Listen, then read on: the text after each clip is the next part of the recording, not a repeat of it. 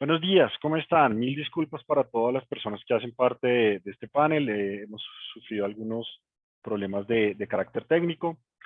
Mi nombre es Luis Bustos. Mil gracias a todos. Vamos a iniciar con esta segunda jornada. En esta segunda jornada vamos a tener la oportunidad de trabajar el tema relacionado con la reconfiguración del sector energético a partir de la jurisprudencia. A partir de este momento vamos a llamar al panel y a solicitar que por favor inicie sus cámaras al profesor Luis José Béjar, al profesor Luis Carlos Fernández Espinar, a la profesora Magdalena Correa y al profesor Jaime Orlando Santofimio. Daremos inicios en pocos momentos. Simplemente quiero verificar que ustedes pues tengan la oportunidad de poder activar sus micrófonos. Entonces, profesor Luis José, profesora Magdalena, ya los estoy viendo en cámara, muchas gracias. Les pido por favor si me escuchan y si Sí, pueden señor. reportarnos. Gracias, profesora Magdalena. Profesor Luis José, muchas gracias, si lo puedo escuchar. ¿Podría hablarnos un momento, por favor, Luis José? Por favor, doctor Luis José. ¿O no es posible? Ya lo estaríamos habilitando. Eh, Profesor Luis Carlos, un placer tenerlo con nosotros. Por favor, usted puede hablarnos un momento para ver si podemos habilitar su micrófono. Creo que no, entonces ya lo habilitamos Ahora, y El en doctor mi caso ya creo que ya funciona. excelente. Y ya faltaría está. nuestro profesor Jaime Santofimio, Orlando Santofimio. Sí, ya señor. está, ya está. Doctor Muy Santofimio, buena, ¿podría muchas hablarnos? gracias. Sí, Gracias. muchas gracias, muy amables Muy, por la muy invitación. amables. Bueno, No sé, primero, muchas gracias a ¿y todos nuestros Magdalena, panelistas. está malita? Ya estamos en Ay, línea transmitiendo ante todos. Muchas gracias por estar acá con nosotros y simplemente gracias a la paciencia a todos ustedes porque desafortunadamente pues tuvimos un pequeño atraso, pero como tal vamos a darle inicio a esta primera sala. Entonces, me presento, soy Luis Bustos, soy investigador docente del Departamento de Derecho Minero Energético y como tal soy el encargado de coordinar, dar la palabra y pues compartir con estos excelentes panelistas que tenemos el día de hoy. Como tal, el tema que les queremos proponer hoy es supremamente importante para el sector minero energético. Esta reconfiguración del sector energético nos ha llevado a que vía jurisprudencial se den ciertas decisiones que pueden llegar a no quiero decir impactar, pero sí influenciar sobre la configuración del sector energético. Estas sentencias las hemos venido viviendo desde hace mucho tiempo en Colombia, pero no es un fenómeno propiamente colombiano. También se extiende a lo largo y ancho de las experiencias iberoamericanas y yo diría que globales. Ejemplos tenemos todos los posibles, el tema de áreas protegidas, el tema de manejo de la consulta previa, todo el asunto de coordinación y concurrencia que vivimos, que también influenció al sector petrolero, y estas nuevas tendencias que tendremos que ver cómo lidiar con ellas, como los derechos asignados a la naturaleza. Finalmente, el tema es bien complejo porque pasa por el centro, yo diría que el núcleo esencial de la democracia, por conceptos inclusive de ciencia política, y nos lleva a un escenario en donde podemos hablar de activismos. En lo personal no me gusta hablar de activismos, me gusta más la propuesta del profesor Gargarella que nos habla de constitucionalismos dialógicos, pero que son efectos similares, son efectos que están dirigidos a que a través de las sentencias y las jurisprudencias han venido moldeando sectores regulados. No me quiero extender, simplemente quería dar ese abrebocas. Seguramente nuestros panelistas van a trabajar varios temas interesantísimos, como pasan a través del litigio estratégico, el litigio climático, o lo que nos mencionaba el profesor Sapertegui, la importancia de tener no solo un enfoque ambiental, sino también un enfoque en todos los objetivos de desarrollo. Continuando, sabemos que este es un esfuerzo muy importante. Vamos a darle la palabra desde España al profesor Luis Carlos Fernández Espinar, quien muy amablemente nos acompaña el día de hoy a pesar de algunas dificultades de orden personal que lo han acompañado. El profesor Luis Carlos Fernández Espinar es profesor titular de la Universidad de Derecho Administrativo en la Universidad Politécnica de Madrid desde 1990. Es doctor en Derecho por la Universidad Complutense de Madrid, autor de varios artículos, ha sido ha presentado y ha hecho presencia en varias universidades de orden nacional e internacional y muy amablemente nos acompaña el día de hoy. Profesor Luis Carlos Hernández, el panel es suyo y continuamos adelante. Muy amable.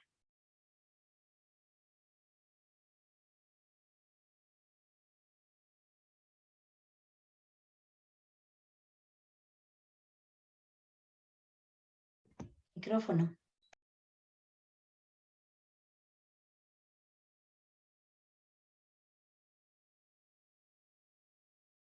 A ver, ¿ahora se me escucha? ¿Sí? Ahora sí, gracias, muchas gracias.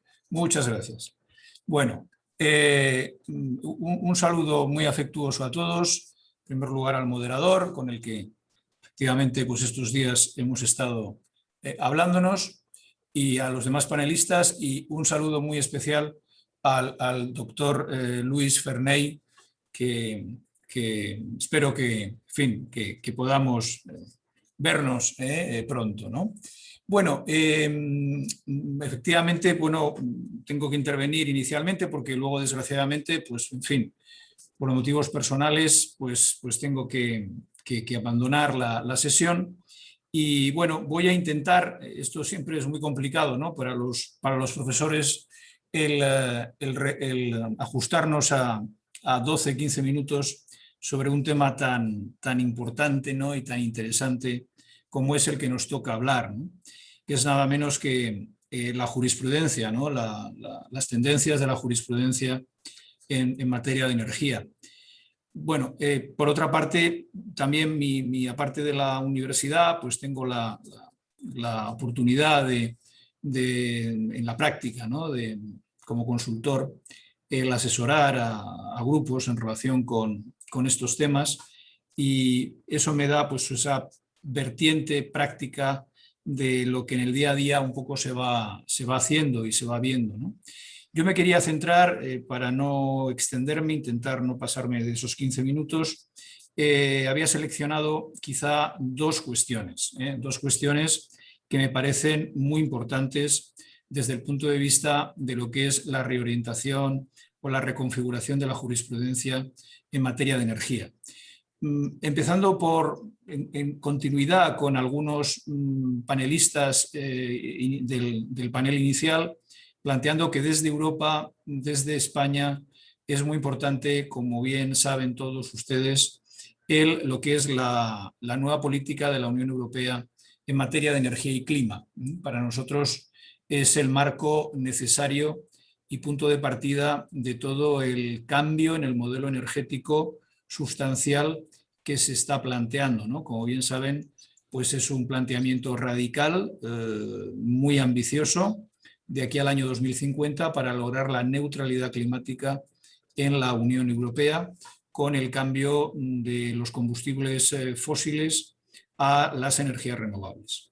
Este hecho hace que en estos momentos en España y en Europa se está hablando permanentemente y continuamente de todo el desarrollo de las grandes estrategias y de la normativa que se puso en marcha desde hace unos pocos años, y estamos en ese momento fundamental de un enorme desarrollo de lo que son las energías renovables. Hay un boom enorme de energías renovables y realmente la cuestión ahora mismo se plantea quizá en dos ámbitos o tres ámbitos fundamentalmente, ¿no? En primer lugar, lo que tiene que ver con todo el tema de los concursos de potencia. Los concursos de potencia en relación con las empresas. Se ha puesto ya en marcha el primer concurso de potencia hace unos meses, con el planteamiento de la diversificación, democratización y el acceso de empresas a la potencia de energías renovables. Cierto es que también hay que tener en cuenta que los grandes operadores, hay 2, 3, 4 operadores que son los que realmente copan prácticamente la potencia por todo lo que tienen detrás de muchos años, ¿no? Por lo tanto, quiero decir con esto que, aunque parezca que estamos hablando de una serie de principios un poco grandilocuentes, en mi opinión, cuando se habla de estos temas, en cuanto a democratización, diversidad, etcétera, etcétera. La práctica no es así, no es así porque los grandes operadores que tenían una posición adoptada, las 3 o 4 grandes empresas que de todos pues, son conocidas, pues realmente son los que incluso ni siquiera acuden de una manera muy, muy formal, de una manera muy ocasional, sin grandes interés en los concursos de potencia. ¿Por qué? Porque ya tienen una posición realmente muy consolidada. En este sentido sí quería poner de manifiesto una serie de principios en cuanto a la nueva jurisprudencia que se ha ido poniendo de manifiesto en España, ¿no? En concreto, ¿no? Luego hablaré en relación con la Unión Europea, ¿no? Bien, de todos he sabido que el cambio de modelo energético ha producido un cambio en la retribución. Esto ya he visto que es objeto de otro panel, creo mañana, con toda la cuestión que es bien sabida de si hay que indemnizar o no hay que indemnizar a los operadores que se presentaban a estos concursos de potencia, en primer lugar, y así como en general a los operadores de energías renovables que estaban con un régimen retributivo distinto de los cambios permanentes que se están produciendo, ¿no? Bien, esto como bien es sabido, los arbitrajes internacionales pues van por un lado y por otro lado los Estados miembros lógicamente pues van por otro lado, ¿no? Pero aquí me quería fijar en los principios, ¿no? En una serie de principios que me parece que es lo más importante de cara al desarrollo, investigación, trabajo y asesoramiento posible a las empresas, ¿no? Cuando preguntan qué pueden hacer, ¿no? Los principios controvertidos son los principios de razonabilidad, margen de tolerancia, margen de apreciación, que van unidos a esa determinación, a esa doctrina, en concreto del Tribunal Constitucional en España, que plantea, y en otros países europeos, sobre la no existencia de un derecho inmodificable, ¿no? En cuanto al cambio de retribución, ¿no? Al cambio, etcétera, etcétera, ¿no? Bien, esto pugnaría con, en fin, para trabajos, investigaciones, tesis doctorales, etcétera, etcétera, con el derecho de confianza legítima y el principio de seguridad jurídica. Esto es un hecho que, a mi juicio, no deberíamos, ¿no? Desde el punto de vista de la doctrina de derecho administrativo, de derecho público, ser demasiado complacientes con este planteamiento del margen de tolerancia, margen de apreciación y razonabilidad. Y ello en orden a una cuestión que me parece básica, que tiene que ver con estos temas, y es el principio de responsabilidad. El principio de responsabilidad de los poderes públicos. Si una de las cuestiones que creo que son totalmente relacionadas y conexionadas, como bien ha planteado el moderador inicialmente, con estos temas es la democracia. La democracia, ¿y por qué la democracia? Porque en la medida en que los ciudadanos, evidentemente empresas, emprendedores, vean que los poderes públicos son responsables de sus actuaciones y de los daños y perjuicios que causan, en ese sentido verán que efectivamente ellos son el eje fundamental de la soberanía popular, de la cual, como bien saben todos, emanan todos los poderes del Estado, como bien establece el artículo 1 de nuestra Constitución en España en concreto y de otros países, ¿no? Es decir, nos estamos jugando, en mi opinión, con esta cuestión de la responsabilidad de los poderes públicos, algo más que una mera cuestión de si alguien que sufre un daño o perjuicio va a ser indemnizado por la actuación de los poderes públicos, ¿no? Nos estamos jugando en realidad la misma esencia de la democracia y del eje fundamental que deben ser los ciudadanos y de la soberanía popular, ¿no? Por eso, en mi opinión, es muy peligroso esa complacencia que en algunas partes de la doctrina de vez en cuando se defiende la cuestión de que, bueno, pues es que, en fin, es que la responsabilidad de la administración, pues hay que tener cuidado, porque eso podría llevar a pagar, en fin, ¿no? Pues un dinero, ¿verdad? Excesivo, cuando nunca es un dinero excesivo, ni mucho menos, el que realmente se está pagando por temas de responsabilidad por parte de los poderes públicos, y pensar que eso, en el fondo, pues les haríamos muy bien mucho bien a la administración si la administración y los responsables públicos tuvieran en cuenta que cualquier actuación que ellos pueden llevar a cabo les puede generar una responsabilidad, incluso a nivel personal. No solo patrimonial, sino también personal, ¿no? Alguien ha escrito hace muy poco sobre que el gran problema, en relación con el gran problema de nuestra democracia actual, es la irresponsabilidad de los poderes públicos. Y yo estoy totalmente de acuerdo con esa cuestión y creo que hay que trabajar en esa línea, ¿no?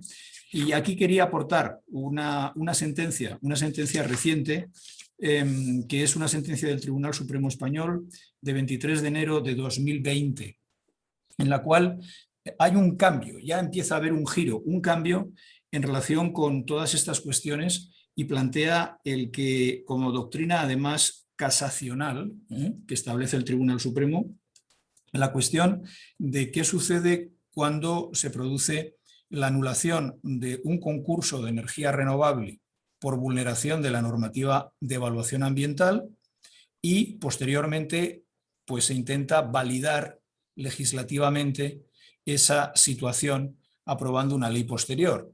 En este caso, y voy a ser muy concreto, un resumen, en fin, porque no tenemos tiempo para ello, bueno, pues que plantea claramente esta sentencia de 23 de enero de 2020, en el caso de, como digo, de un concurso anulado, en concreto en Cantabria, pues lo digo por si a alguien le interesa el tema en concreto, pues el hecho de que luego se anulara ese concurso de potencia porque hubo un nuevo modelo energético posterior en esa comunidad autónoma en España, eso no quiere decir que eso rompiera el nexo causal que se producía en esa responsabilidad patrimonial de la administración y que, por lo tanto, los daños y perjuicios que se hubieran causado a esas empresas que habían acudido a ese concurso de potencia, pues y realmente obtuvieron ese concurso de potencia, en concreto una de ellas, la que obtuvo ese concurso de potencia, pues fueron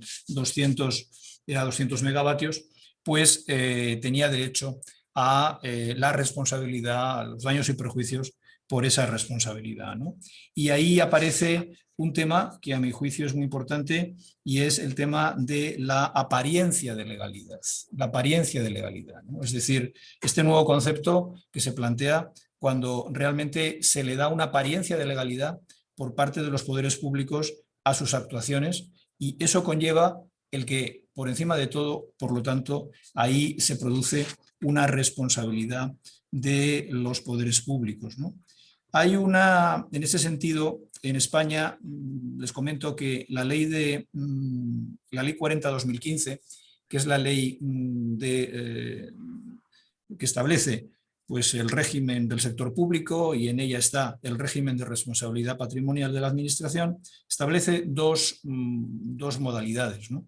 La primera de ellas es la normal, es decir, los particulares, cuando tienen derecho a ser indemnizados por las administraciones públicas de toda lesión que sufran en sus bienes y derechos, bueno, simplemente en ese caso, bueno, pues los tribunales determinarán si deben o no ser indemnizados por esa responsabilidad. Pero luego existe una otra modalidad, que es la que diríamos más, aquí estoy hablando de ella, que es la que tiene que ver con particulares que tienen derecho a ser indemnizados. Estimado doctor, nos quedan 2 minuticos para que Sí, pueda redondear su perfecto, espacio. Gracias. perfecto, muy bien.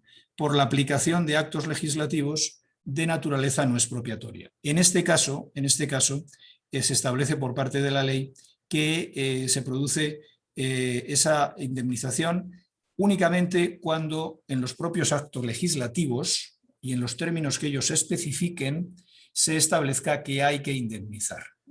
Este es el tema, diríamos, de avance, que habría que avanzar, ¿no? Es decir, porque es muy peligroso que, lógicamente, los propios legisladores, con un acto legislativo, sean los que digan que en ese caso no habría que indemnizar. Y entonces se plantea por parte de cierta doctrina un hecho muy interesante, y es un razonamiento muy interesante, que es el que tiene que ver con la aplicación de la doctrina alemana en materia de responsabilidad patrimonial, ¿no? Y es en concreto de la Jungting-Klausel alemana, conforme a la cual una ley, singular o no, que lleve a cabo una expropiación, solo sería constitucional si ella misma regula el tipo y la medida de la indemnización, ¿no? Es decir, este tema del principio legal en el cual hasta qué punto sería constitucional el hecho de evitar la determinación constitucional de la responsabilidad de los poderes públicos si el propio legislador es el que está exonerando de esa responsabilidad, ¿no? Por lo tanto, podríamos establecer, conforme a esta doctrina, según la cual realmente una ley que así lo estableciera sería una ley inconstitucional. Bien, y ya, por lo tanto, termino.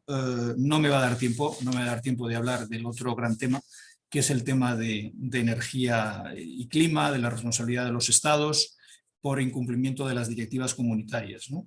Bien, simplemente que sepan que existe también una doctrina muy reciente, con dos sentencias muy importantes, finales del año 2019, contra Francia y Alemania, en el cual por vez primera se establece por parte del Tribunal de Justicia que existen unos principios que hay que aplicar sí o sí. Antes se exoneraban un poco con los temas del principio de libertad de circulación de bienes, de personas, etcétera, etcétera, y aplica estos cuatro principios, que simplemente los enumero, que son el principio de proporcionalidad, el de eficacia, el de cumplimiento de la normativa en el plazo más breve posible y el principio de carga de la prueba. Pues bien, como les decía, en estas dos sentencias recientes de octubre 2019, que fue contra Francia, y en diciembre de 2019, establece la condena de Francia y Alemania por el hecho de incumplimiento de la directiva ambiental con relación con temas de energía y de salud. Esto es un avance muy importante porque, como digo, antes estas cuestiones se dejaban un poco aparcadas bajo un poco los principios fundamentales de la Unión Europea de libre circulación, etcétera, etcétera. Ahora ya no es así, con lo cual entiendo que todas estas cuestiones y estos principios, pues estamos en un avance muy importante, en primer lugar, para los propios ciudadanos. Y nada más. Muchas gracias. Profesor, muchas gracias y gracias porque en 50 segundos nos resumió esa visión y esperamos volverlo a tener en otro espacio para desarrollarlo más porque nos dejó, como dicen, con Encantado. mucha intriga sobre estos desarrollos que nos está presentando. Bueno, muy bien. Avanzando y agradeciendo a los panelistas y disculpándome por las molestias de las interrupciones que haga de su tiempo. Tenemos al profesor Luis José Béjar, quien es profesor investigador de la Universidad Panamericana, Campus Ciudad de México. El doctor es doctor en Derecho y maestro en Ciencias Jurídicas por la Universidad Panamericana, Campus Ciudad de México, y licenciado en Derecho por el ITESO. Es miembro del Sistema Nacional de Investigadores del CONACYT. Y doctor Luis José, muchas gracias por acompañarnos el día de hoy y brindarnos su perspectiva. Adelante, por favor. Muchísimas gracias, Luis. Primero que nada, por supuesto, agradecer a la Universidad Externado, al doctor Luis Ferney Moreno por la organización de estos eventos que siempre son tan importantes. Por supuesto, a mis compañeros de panel,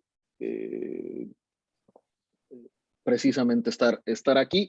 Y bueno, en este caso, en cuanto a la evolución jurisprudencial, me gustaría dividir esto en dos partes.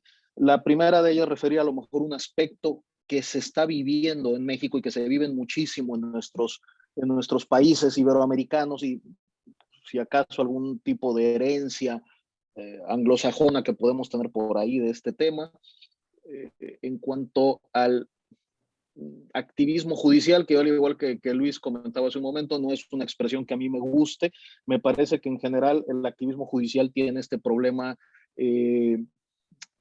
vaya, de que depende qué sentido le quieras dar, lo puedes tomar en un sentido positivo, en un sentido negativo. Está este constitucionalismo dialógico, como lo señala Gargarella, como se utiliza en el caso de Centroamérica. Hablan mucho del constitucionalismo creativo, un poco para matizar la expresión de activismo judicial. A mí me gusta una expresión que es del derecho anglosajón, que es el oportunismo judicial, que va más enfocado al otro aspecto, más que a la posición del juez, a la posición del litigante. Sin embargo, también la misma expresión ya traducida, pues nos tiene algunas connotaciones no necesariamente agradables, por lo menos desde un punto de vista de la expresión. Sin embargo, ¿a qué se refiere esto? Bueno, a que el juez, al final del día, hace política pública. Nos guste o no nos guste. Depende de nuestra posición que tengamos. Hay muchos autores, particularmente, digamos, en la doctrina anglosajona, la parte más conservadora, dicen que el juez no debería de hacer políticas públicas, que el juez no debe cruzar nunca esa línea.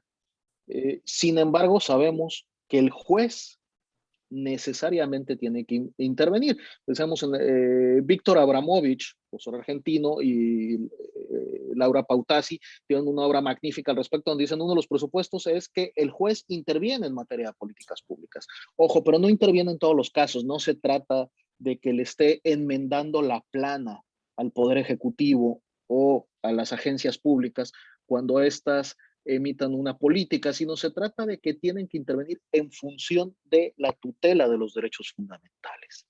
Muchas veces un diseño de política pública pierde de vista la correcta tutela de los derechos fundamentales. Y ojo, esto no es una posición particularmente fácil. ¿Cómo saber hasta dónde puede llegar el juez o hasta dónde se tiene que restringir o constreñir el juez? Lo convierte en un ejercicio vaya, por utilizar una expresión bastante antigua nosotros sobre hablar de la prudencia judicial. Hasta dónde es necesario que este juez efectivamente enmiende la plana, tratándose de tutela de derechos fundamentales, hasta dónde es necesario que opte por la deferencia, como se hace en muchos países, que opte por dejar que los entes reguladores determinen ciertas medidas y prefieren no judicializar la política y dejarlo en la sede del ente regulador. Ahora bien, hecha esta pequeña introducción, por decirlo de algún modo, hay que entender que hoy en día en todo el mundo utilizamos de manera estratégica al Poder Judicial. Y no lo digo en el mal sentido de la palabra, sino que efectivamente aparecen grupos de interés, aparecen movimientos sociales, aparecen sectores que pueden estar unificados cuando tienen intereses en común o pueden no estar tan unificados, pero ahí aparece el famoso Devil's Shift, es decir, ese punto donde me uno con, no necesariamente mi amigo, pero para determinados casos se convierte en mi aliado, para poder llevar a tribunales una modificación de política pública o para obtener un cierto resultado. En el caso del sector eléctrico, pues hombre, hay múltiples variantes. Esto sobre todo lo hemos visto en el tema de movimientos sociales. En el caso de Estados Unidos, los ejemplos son clarísimos y son larguísimos, el tema del activismo tratándose de la aportación de armas, el tema del activismo con la prohibición del tabaco, son ejemplos muy claros. Hay formas más sutiles o no de hacerlo. Sin embargo, al final del día se trata de si el juez decide intervenir o no decide intervenir.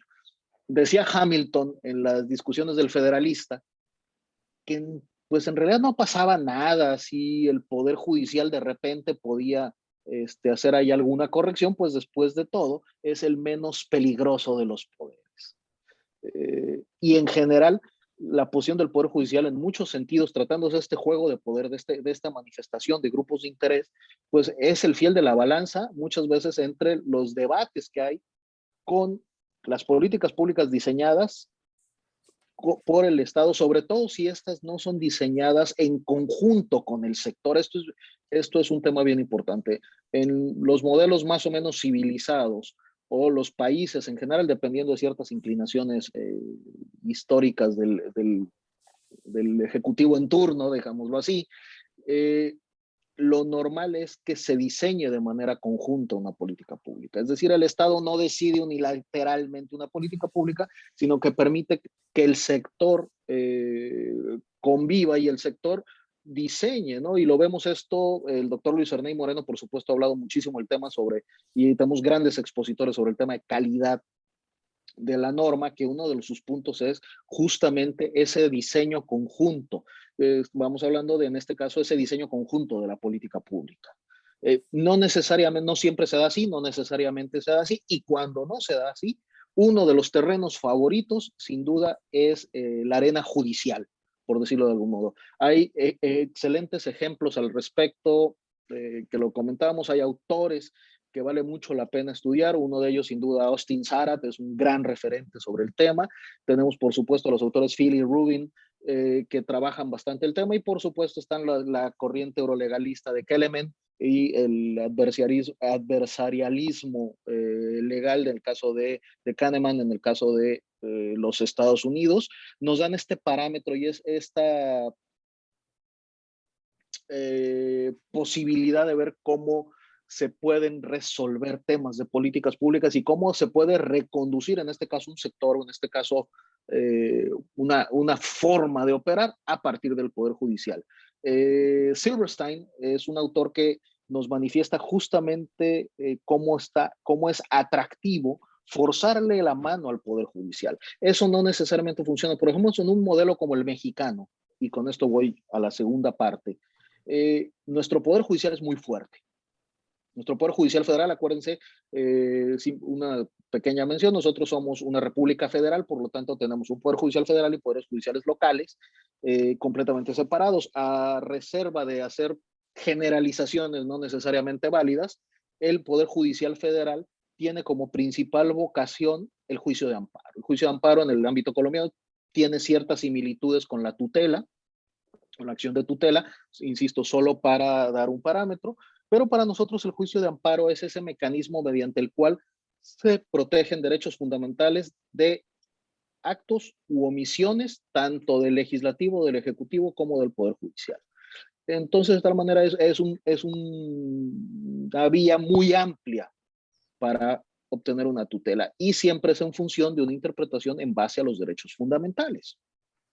Y esto puede permitir que sean en vía de amparos colectivos o amparos individuales, que es lo normal. Tiene algunas peculiaridades. Una de ellas es, tenemos la fórmula Otero al día de hoy, en honor a Mariano Otero, que implica, entre otras cosas, que los efectos de la protección del amparo no son generales, sino solo son sobre el quejoso del amparo. Sin embargo, nuestro modelo de jurisprudencia nos lleva a que nuestra jurisprudencia se genera por reiteración y por repetición. Es decir, si tenemos fallos en el mismo sentido, sin fallo en contrario que interrumpa esta secuencia, entonces tenemos una jurisprudencia que se convierte obligatoria para todos los órganos del Poder Judicial, y de manera indirecta se convierte en obligatoria para la administración pública. ¿Por qué de manera indirecta? Porque si bien la jurisprudencia obliga al Poder Judicial, a los poderes judiciales, tanto federal como locales, y no obliga en principio a la administración pública, si brincamos al ámbito del contencioso administrativo, encontramos con que una autoridad administrativa puede ser condenada prácticamente en automático en el juicio contencioso si es que actuó en contravención de una jurisprudencia. Entonces, por eso hablamos de que es una obligación indirecta, y la verdad hemos hecho algunos constructos argumentativos que me parece que, lejos de ayudar, han logrado confundirnos más a todos. Sin embargo, yo creo que es parte del realismo mágico que vivimos, especialmente en México, aun cuando es de origen más bien colombiano. Ahora, encaminados al sector eléctrico, y bien hay muchos criterios, es decir, que ya hay pronunciamientos judiciales, que ya hay una redacción de una tesis, es decir, ya existe un parámetro o un precedente.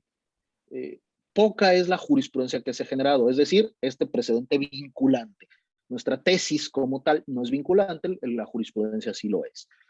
simplemente para precisar este punto, ¿no? Entonces, hemos tenido muchos precedentes al respecto, tenemos muchos criterios al respecto que giran en torno a derechos fundamentales vinculados al sector eléctrico. Por supuesto, entendemos hoy en día el acceso a la energía eléctrica o el derecho a la energía como un derecho fundamental para otros derechos.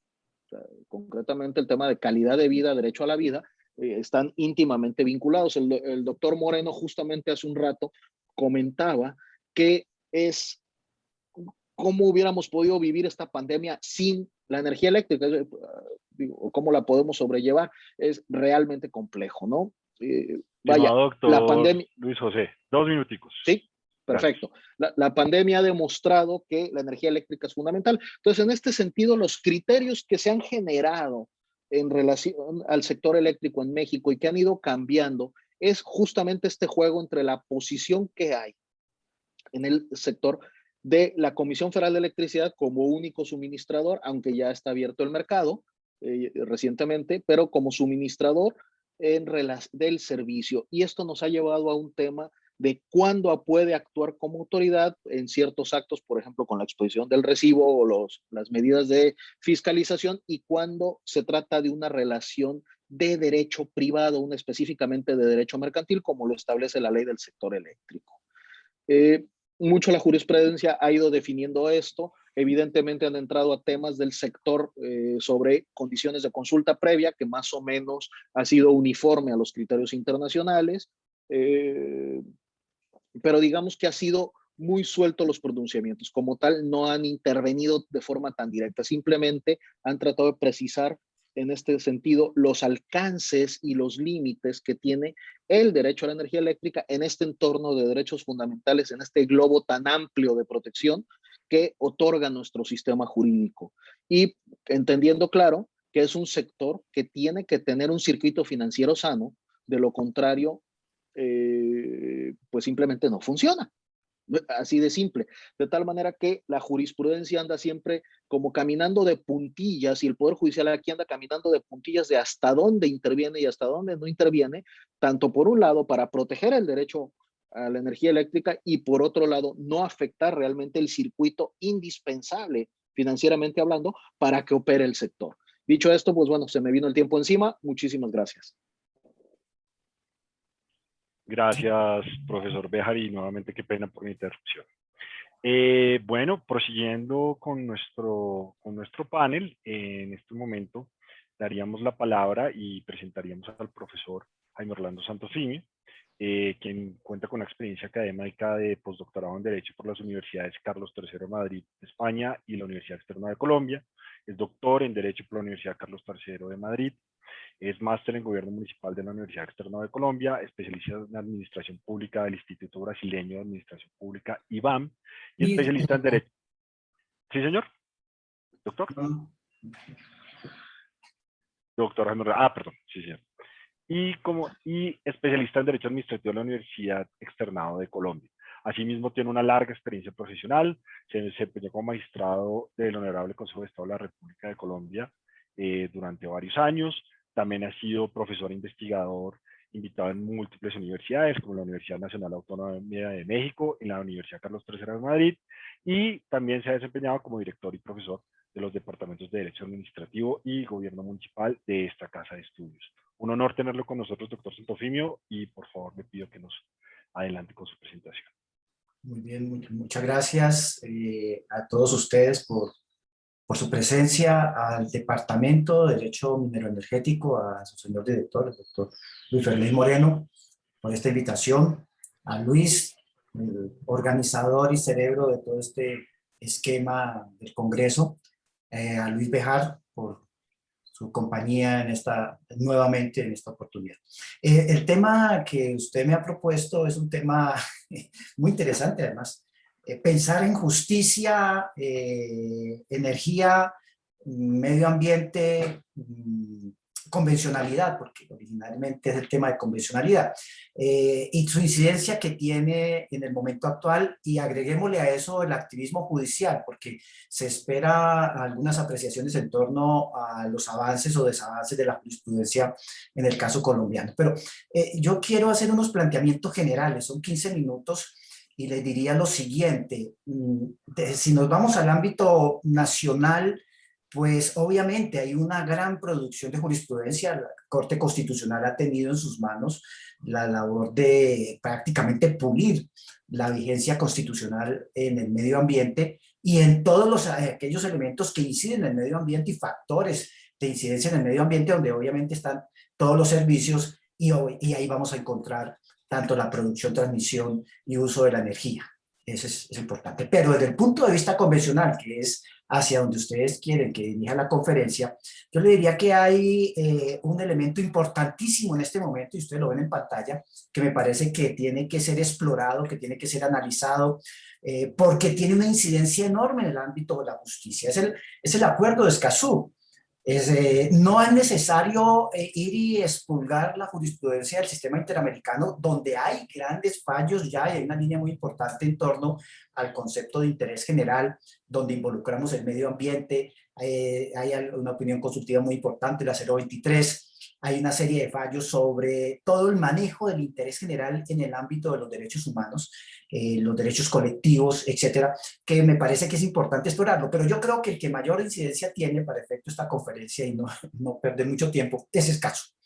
¿Por qué? Porque Escazú se convierte, en el caso de los países que lo adopten, que lo aprueben como derecho interno, que al fin y al cabo es un tratado internacional, va a tener una incidencia enorme en diferentes aspectos. En materia de medio ambiente, sí, pero es que medio ambiente es un pretexto, porque medio ambiente complete absolutamente todos los temas que van a tener, todos los temas que eventualmente le pueden impactar al ambiente. Y eso es la importancia que tiene Escazú. Entre esos está el tema de la energía, que no lo podemos escindir de cualquier análisis del medio ambiente. Todo el tema del acceso a la información en materia de recursos naturales, en materia de medio ambiente, en materia de energía, que es el caso que les interesa a ustedes, en todas las actividades propias de la energía, va a tener incidencia irremediablemente en el medio ambiente, como lo tiene en la actualidad. O el tema de la participación. Pero el que más interés me llama para efectos de esta conferencia es el tema de la justicia. Mire que esa expresión del juez activista o de la justicia activista, pues como despectivo, no podemos seguir utilizándolo en esa idea. Ya el juez que va a resolver los temas referentes al interés general es un juez que tiene una formación y una conciencia no solamente ambiental, sino también fundamentalmente en derechos humanos, porque son temas relativos a los derechos humanos y tocan con el hombre y su incidencia en el medio ambiente. Y en eso la energía, ustedes bien lo saben, los expertos en energía, pues es fundamental cualquier actividad que se refiera al ámbito de la energía, ¿no? Y no hago referencia única y exclusivamente a la energía eléctrica, sino a todas las modalidades de energía que van a tener impacto irremediablemente en el ambiente. Pero Escazú tiene esas bondades. Escazú nos traslada de manera directa al papel que deben cumplir los poderes judiciales en cada uno de los países para tomar medidas oportunas, para tomar las medidas que correspondan. Hay una gran construcción de posibilidad de medidas cautelares inmediatas para resolver los conflictos entre medio ambiente y los diferentes factores que puedan estarlo incidiendo en un momento determinado, y está convirtiendo al juez en un juez actor del conflicto, no en un juez meramente cumplidor de la ley. Eso ya está totalmente abandonado, incluso en nuestra jurisprudencia constitucional. Eso ya terminó siendo recogido desde el año 2001, 2002, por la jurisprudencia de la Corte Constitucional, cuando releyó el artículo 230 constitucional, ¿no? Y nos obliga a mirar las decisiones, a mirar el papel que cumplen los actores de los poderes públicos, principalmente el actor judicial, en una perspectiva de contenido dogmático constitucional. Ahora aquí se está llamando al juez a que sea un juez cumplidor del contenido dogmático de los tratados internacionales en derechos humanos, y sobre todo de derechos humanos referidos al medio ambiente. Sencillamente, bueno, la presentación voy a ponerles ahora rápidamente, para que, yo sé que no tengo mucho tiempo, pero mostrarles a ustedes el capítulo correspondiente al Tratado de Escazú sobre acceso a la justicia, el artículo 8, la importancia que tiene, y en el momento en que nuestros jueces comiencen a darle aplicación. Ya hay antecedentes muy importantes a partir de un instrumento parecido que tenemos acá en el derecho nacional colombiano, que es las acciones populares, y fíjense ustedes la cantidad de fallos que han salido en ejercicio de las acciones populares, ¿sí? Donde el juez es un juez que, quiérase o no, va a tener que tomar una posición e inclusive incidir en el ámbito de la administración, porque es un juez que está llamado a fijarle derroteros al aparato administrativo. Hay un caso paradigmático en el derecho colombiano, el Consejo de Estado, que es el caso del Río Bogotá, que todavía está en etapa de cumplimiento por parte del Poder Judicial, donde se impartieron cantidad de órdenes tendientes precisamente a restablecer la naturaleza en el principal río de la Sabana de Bogotá, que es el río Bogotá, ¿sí? Que es un caso paradigmático, pero también hay otros, el caso de Doña Juana y los fallos de la Corte Constitucional seguramente que van a hacer mención más adelante, pero quiero resaltarles aquí el alcance del artículo 8 del Tratado de Escazú. Primero, la garantía de acceso efectivo a la justicia cuando exista algún conflicto ambiental, y ahí va a tocar con absolutamente todo. Todo va a tener incidencia porque evidentemente pues, el medio ambiente es lo inmediato al ser humano, en cualquier contexto que ustedes quieran ubicarse. En segundo lugar, y vean ustedes el numeral 3 del artículo 8, dice, para garantizar el derecho de acceso a la justicia en asuntos ambientales, cada parte, considerando sus circunstancias, contará órganos estatales, procedimientos efectivos, oportunos, públicos, transparentes, imparciales y sin costos, legitimación, el literal D, la posibilidad de disponer medidas cautelares y provisionales para, entre otros fines, prevenir, hacer cesar, mitigar o recomponer daños al medio ambiente, que son medidas cautelares innominadas. ¿Quién las va a crear? ¿Quién va a definirlas? De acuerdo con el tratado, no hay un texto taxativo, no hay un listado taxativo de medidas cautelares. Va a ser el juez. Se están incorporando en el tratado la teoría de las medidas cautelares innominadas para que sea aquella que se considere la mejor para poder enfrentar la situación de riesgo o la situación de afectación que pueda tener el medio ambiente en un momento determinado. O sea, en este solo punto, ese juez va a ser un juez superpoderoso y va a tener un activismo respaldado en el orden convencional. No va a ser un juez cumplidor de la ley, un juez pasivo, ¿no? Y aquí me acuerdo de algunos compañeros del Consejo de Estado que todavía estaban sumidos en la ley. Hay uno que seguramente que si me escucha sabe de quién estoy hablando, con todo el respeto que le tengo, ¿sí? Pero ese juez ya no existe.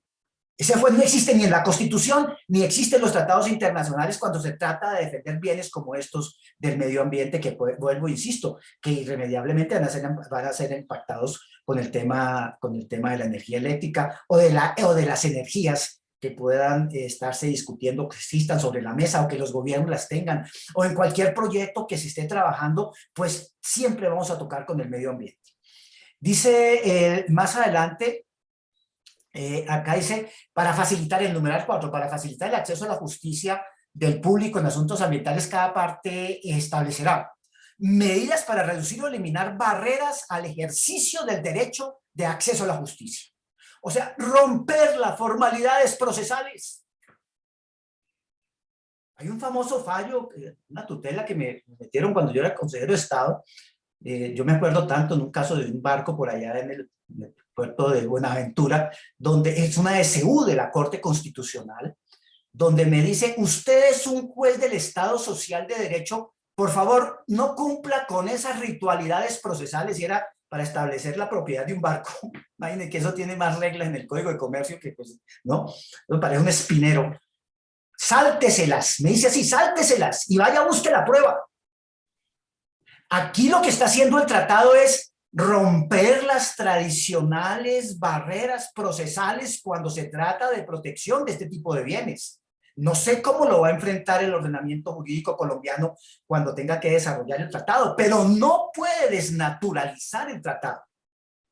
Es más, si este tratado se va a aplicar de esta manera, el juez va a tomar los elementos procesales y seguramente le va a dar una interpretación o una aplicación supremamente light con el fin de garantizar precisamente los propósitos del tratado, que es lograr una justicia oportuna. Vea, medidas, facilitar el acceso a la justicia, medidas para reducir o eliminar barreras al ejercicio del derecho al acceso a la justicia, medios de divulgación del derecho al acceso a la justicia y los procedimientos para hacerlo efectivos, mecanismos de sistematización y difusión de decisiones judiciales y administrativas que correspondan. O sea, el trabajo de dar a conocer todos los precedentes que se vayan formando en el ejercicio de esta justicia. Uso de la interpretación o traducción de idiomas distintos a los oficiales cuando sean necesarios para el ejercicio de ese derecho. Ya no es solamente la lengua española, ¿no? Y con la flexibilidad de la traducción. Me imagino que se van a romper el tema de las traducciones oficiales. Para hacer efectivo el acceso a la justicia, cada parte atenderá las necesidades de las personas o grupos en situación de vulnerabilidad mediante el establecimiento de mecanismos de apoyo, incluida la asistencia técnica jurídica gratuita, según corresponda. O sea, le corresponde al Estado promover, ¿no?, mostrar que existen los instrumentos para poder resolver este tipo de situaciones. Pero, Doctor Santofimio, aplicándola 2 minutos, por favor. Gracias, qué sí, pena. pero le diría, en el tema concreto que usted me plantea, sí está por vía de tratado, por vía convencional, sin necesidad de entrar a plantear y traer, como me lo sugerían inicialmente, toda la teoría del control de convencionalidad, porque aquí se trata simplemente es de darle aplicación al tratado en el evento en que el Estado lo adopte. O sea, sí vamos a tener un juez activista. Ahora, por último, hay una serie de pronunciamientos de la justicia internacional muy importantes que yo creo que van en esta línea del juez activista. La misma Corte Internacional de Justicia ha sido supremamente activista en estos temas. Aquí, simplemente para mencionarles un caso para que ustedes lo averigüen y lo manejen, en el litigio fronterizo entre Costa Rica y Nicaragua del año, a propósito de una invasión territorial o diferendo territorial en toda la frontera, se pronunció sobre temas referentes al medio ambiente, estableciendo reglas, creando el juez reglas para poder indemnizar a la República de Costa Rica por la devastación que fue objeto parte de su territorio por el gobierno de Nicaragua. Y todas las demás disposiciones, acá tengo un listado de diferentes fallos. Bueno, la opinión consultiva 023 está en esta misma línea, que también pues no es un fallo judicial, pero sí es un mecanismo de interpretación utilizado en el sistema interamericano muy importante, donde también tiene más o menos este mismo propósito de lo que estamos hablando, con todas las incidencias. Es decir, si no entra Escazú, les decía en una anterior conferencia, tengan en cuenta la opinión consultiva 23, donde también van a encontrar ustedes el deber de participación, y pues no tanto el de justicia, porque no aparece ahí reflejado, porque el de justicia queda desplazado al orden interno, pero en el orden interno tenemos acciones como las populares. Entonces, el problema, vuelvo e insisto, ya para finalizar, y antes de darle las gracias, es que este es un tema de interés general, es un tema que tiene que ver con acciones colectivas, que tiene que ver con intereses colectivos, con derechos colectivos, que tiene que ver con preservación de unos valores superiores en el orden internacional, como es el medio ambiente, y que en eso juega un papel muy importante la justicia. Escazú lo trae. Muchas gracias.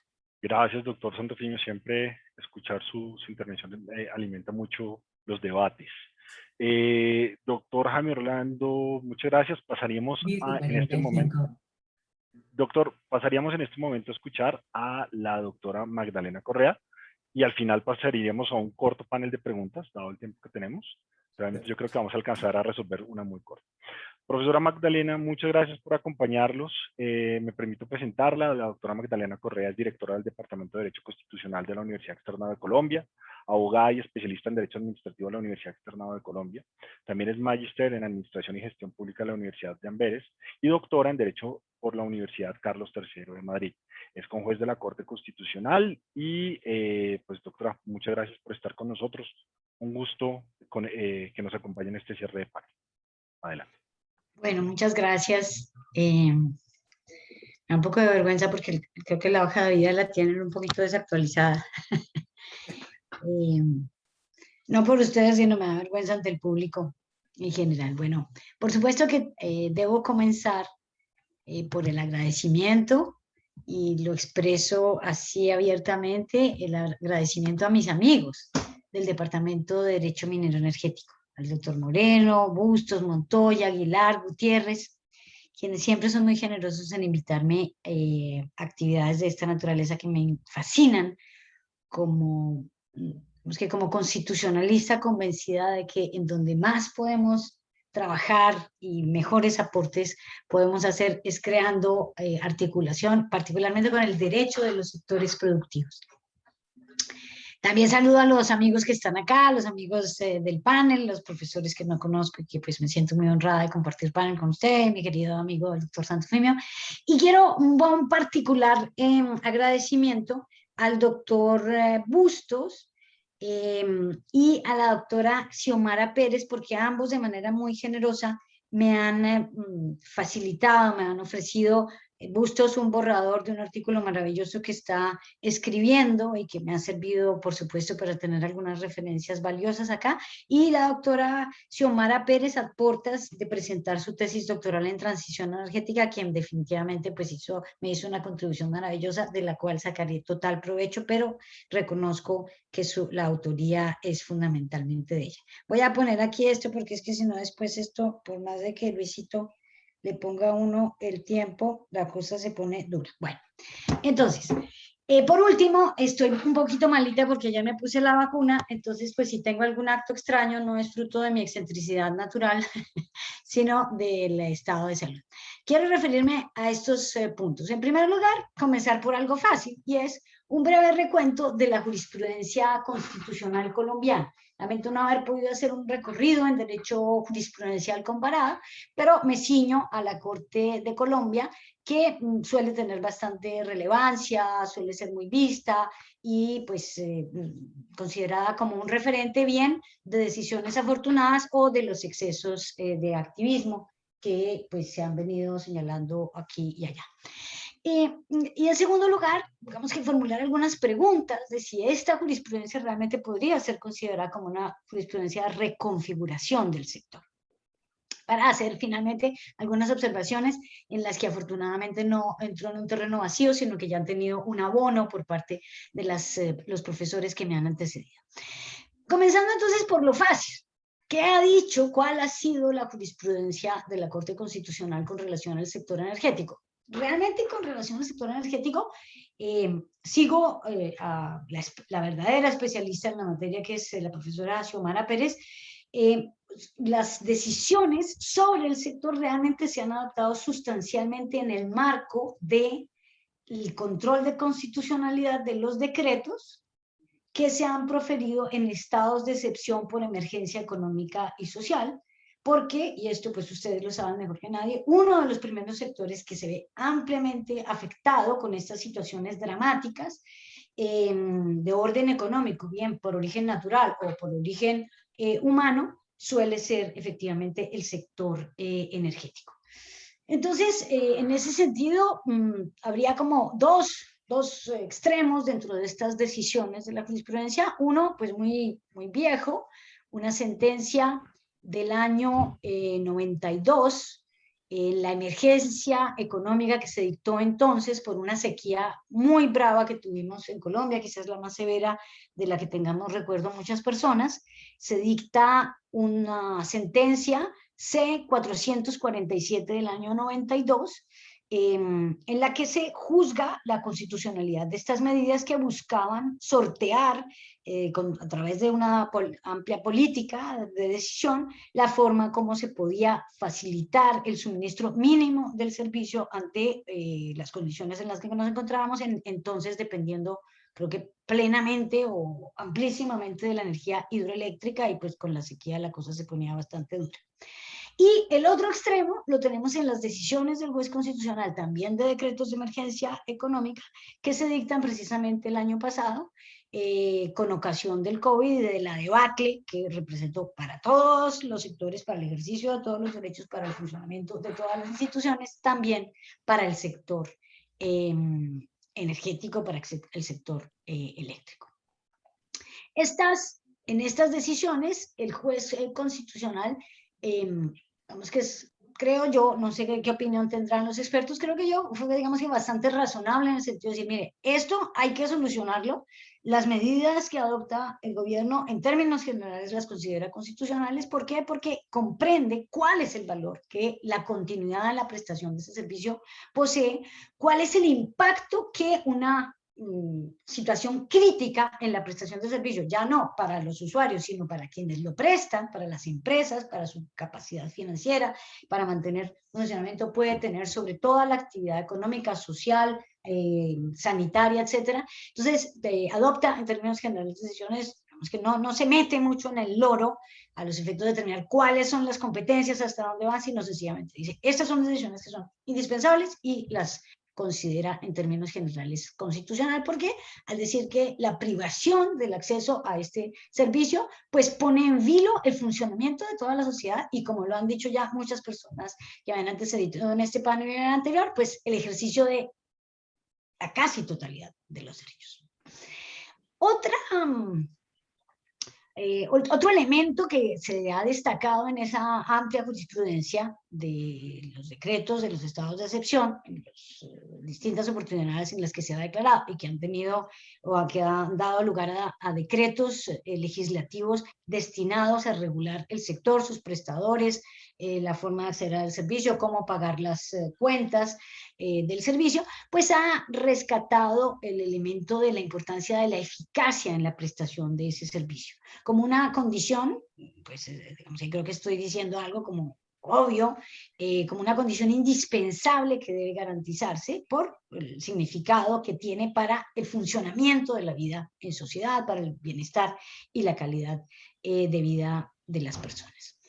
Y al hilo de lo anterior, pues, digamos que sin entrar mucho en el rollo técnico, energético, que llama mucho la atención que los jueces constitucionales aborden estos asuntos, pues se ha referido a factores relacionados con, bueno, aquí se metió el Ejecutivo, el presidente de la República en el ejercicio de estas competencias constitucionales tan duras, pero lo cierto es que eso no impacta el principio de separación de poderes porque es una competencia excepcional que se debe adoptar para enfrentar situaciones críticas. Pero también se ha referido a otros aspectos muy importantes que también aquí, con una sensibilidad que naturalmente pues aplaudimos los constitucionalistas, ha hecho referencia al vínculo que existe entre el acceso a la energía y la realización de los derechos humanos, el principio de solidaridad, la problemática tenaz de subdesarrollo que representa la pobreza energética y la necesidad de crear unas condiciones mínimas de igualdad material,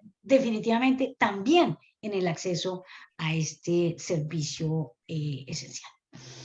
Doctora Magdalena, usted me va a odiar, pero ya nos quedan 2 minuticos, 3 minuticos. ¿Cuántos eran? Ah, bueno, listo. Entonces, ¿en la otra línea jurisprudencial cuál es? Una línea que a esa sí ya les pone un poco más nerviosos a todo el mundo, y es cuando el juez constitucional por vía de tutela dice hay que prestar el servicio así no se esté pagando, miren a ver cómo pagan, pero hay que seguirlo prestando, particularmente en el asunto de reclusos. Esto también tiene decisiones muy importantes, destaca una muy bella T-881 del año 2002, que fue una sentencia que poco se conoce por aspectos energéticos, pero que se conoce mucho por haber desarrollado de una manera muy simple, pero muy lúcida, el concepto de dignidad humana y el link entre dignidad humana y acceso a la energía eléctrica de población reclusa. Dado entonces lo anterior, que no sé qué pasó con el time, tendría que ir al segundo punto, y es el relacionado con, o el que apunta a la pregunta de cuánto estas decisiones han significado reconfiguración del sector. Y tendríamos que decir que en términos de energía, el sector energético propiamente dicho, de este sector de energía eléctrica, digamos, no lo ha sido tanto. Muy distinto es el caso, pero no es el punto que aquí se trata, de las decisiones tenaces, duras. Los constitucionalistas pues las aplaudimos, aunque sabemos que tienen unos costos muy altos, en el sector, particularmente en el sector minero. Tercer punto. ¿Qué hay detrás de esto?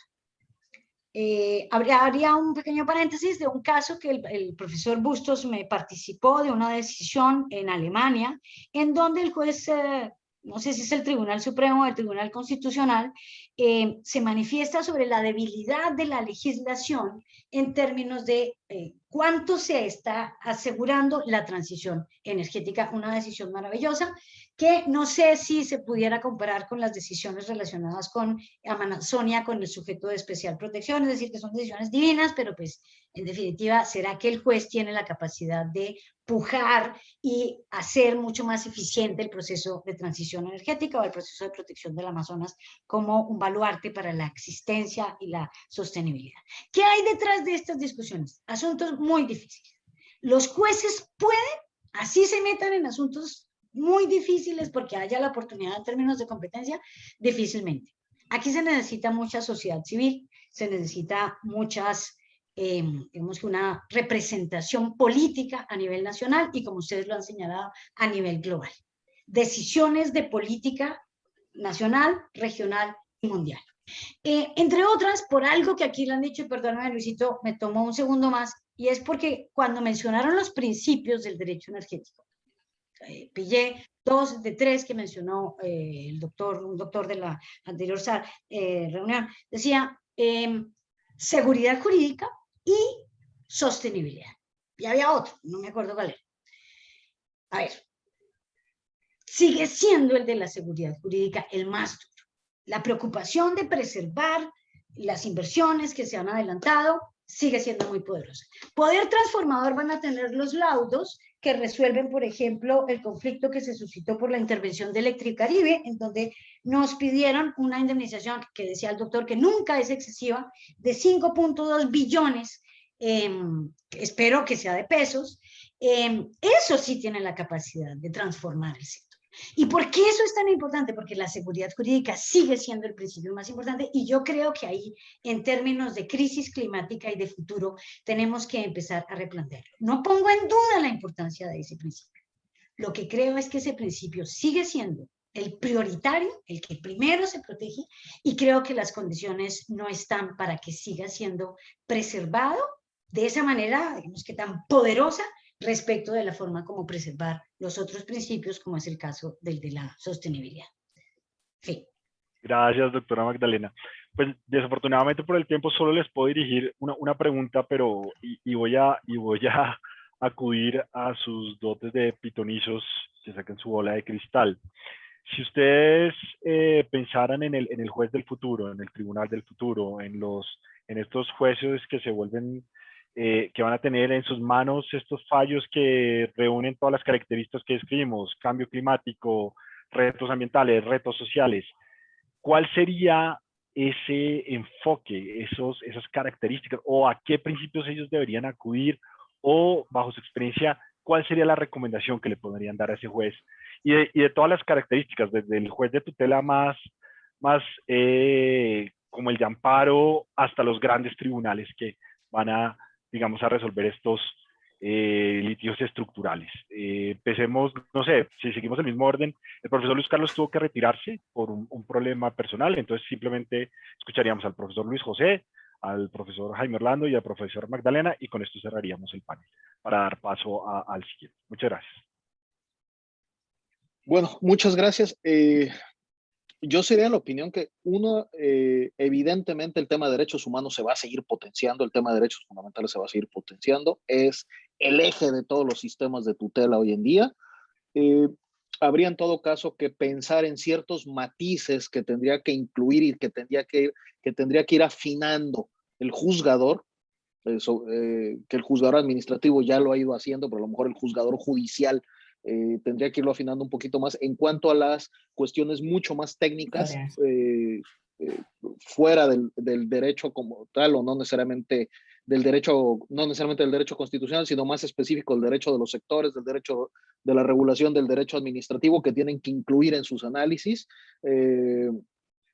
Y esto nos lleva a un cierto matiz, por supuesto, con el tema de derechos fundamentales, pero claramente tenemos un juez, insisto, a mí no me gusta de hablar la expresión activista, pero como señaló en alguna ocasión la Suprema Corte canadiense, el juez no puede permitir un atropello por una política pública. Entonces, invariablemente será un momento para que el juez intervenga.